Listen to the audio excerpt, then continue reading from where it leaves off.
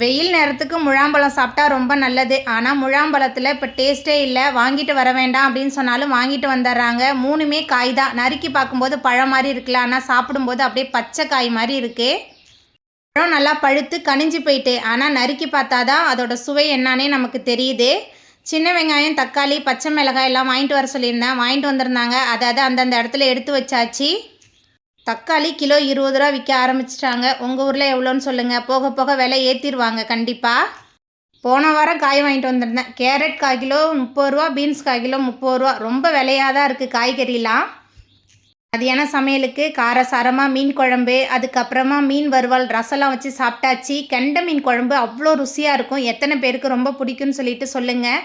வளர்ப்பு கெண்டையில் டேஸ்ட் வந்து ரொம்ப சூப்பராக இருக்கும். அதுக்கப்புறமா வாங்கிட்டு வந்திருந்த முந்திரி பழம், நுங்கு எல்லாத்தையும் கழுவி அந்தந்த இடத்துல எடுத்து வச்சாச்சு. வீடியோ பிடிச்சிருந்தா வீடியோக்கு லைக் கொடுத்துருங்க.